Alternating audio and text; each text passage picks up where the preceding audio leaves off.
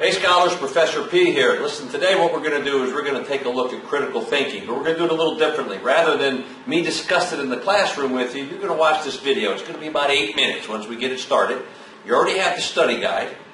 You can pause this, you can rewind it, you can use it however you want. After it's done, you'll be able to do immediate application to your life. So you ready? Let's talk about critical thinking. All right, so here we go. We're talking about critical thinking. This is a flipped classroom experience. Flipped because we're talking about it here. You're watching it wherever you want to watch it on demand. And then we will drill down a little deeper once you get into the classroom. So critical thinking. Let's start with some basic principles about critical thinkers. One thing they have to do is they have to gather information. It's hard to be a critical thinker if you don't have the appropriate information. You have to then analyze the information. You got to make sure it's accurate. You have to make sure that, in fact, it is information that you can use for the issue, the problem, the topic at hand. And you have to then, if you're a critical thinker, use that information. That's accurate, that's appropriate, and use that for logical decision making based on facts. Critical thinking. Keep this in mind. A lot of times we can look at others and say, you're not much of a critical thinker, or what was he thinking? Critical thinking is more than recognizing problems with someone else's thinking. Critical thinking involves being able to recognize how you're thinking, your strengths, your weaknesses. Not just others, but yours as well. The model that's described in your textbook, in the chapter, is the red model. Now consider, with the red model, there are 5 steps here. Now, the stop and think step, really, that's sometimes one that's so easy that we end up missing. When we stop and think, that means before we attempt to solve a problem, we have to stop, take a breath, and make sure we know what the problem is. Make sure we understand what the issue is that we are addressing. Then we get into the heart of the red model. You have to recognize assumptions that are being made, either by others or ourselves, or both, others and ourselves. Assumptions can be factual and they can be fictional. They're opinions. So we have to first identify, okay, here's an assumption, here's an assumption, here's an assumption. Then we have to make sure we have enough information to be able to judge those assumptions for accuracy. So we have to evaluate the information. Do we have enough of it? Where did we get it from? Do we need to get more of it? That's part of the evaluation. And I would also encourage you to recognize assumptions you make about information. Are you getting information only from one source? Or is it from multiple sources? Once you've recognized the assumptions, evaluated the information, now what you get to do is now you can draw your conclusions. Again, once you draw your conclusions, I would suggest you go back and take a look at assumptions again. That is, what are some of the assumptions you are making when you draw a particular conclusion? Why have you eliminated some and stayed with others? Or, in this case, maybe you stayed with just one conclusion. Why that one? Then you can do a plan of action. Then you can say, okay, now here's the next step. So the red model. Again, you can stop this video and take a look at that and my explanations, or you can go back to your textbook.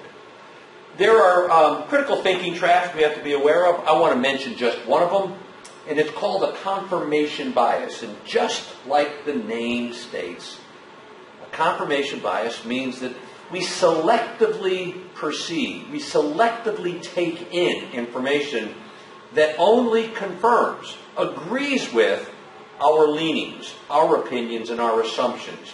That's not critical thinking. All that is doing is feeding an opinion you already have. Critical thinker, remember, you want to gather appropriate and accurate information, but it needs to be information that not only confirms what you believe, but maybe it's information that challenges what you believe. So beware of confirmation bias. There's a certain, there are certain words used constantly in critical thinking. You'll find these in your classroom. You'll find these with your professor. And when you get into the workforce, you're going to see these as well. I'm going to give you 6 on this slide and 4 on the next. These 6 come from something that's known as Bloom's taxonomy, or Bloom's category of thinking. And you see they start from the lowest level of critical thinking, and some would say non-critical thinking, where you're just remembering, going all the way up through understanding, applying, analyzing, evaluating, and creating. When we remember, what we do is we can define something. We can recall something. You might not understand it. Think about maybe a science class, math class, maybe even an English class. You were able to remember something for a test and you spit it back. You didn't understand it, but you did remember it. Understanding means you can describe it. You can put whatever it is in your own words. You comprehend the material. Once you get into applying, now you start getting into the higher level or the higher order of thinking skills. Applying simply means you're able to use the information. So you got a math formula in class. You're able to use it in a word problem. You're actually able to apply it to an everyday situation in your life. Same thing with a history class or a political science class, economics. When you analyze, the analyzing stage simply means you examine. You break whatever the issue is into its parts, its pieces, and you can see all of the pieces. And you can identify assumptions with the pieces. And you might have to get different pieces of information to understand the pieces. But when you analyze, you look at the whole thing, but you look at its parts. When we evaluate something, we judge it. We might criticize it. We might support it. But you judge. You'll see that word a lot on essays in class, to evaluate a certain action by a leader, let's say, you might find in a history class. And then creating simply means that you develop. You design something new. All right? Now again, you can stop this video. You can go back and take a look at any of those that you want to review.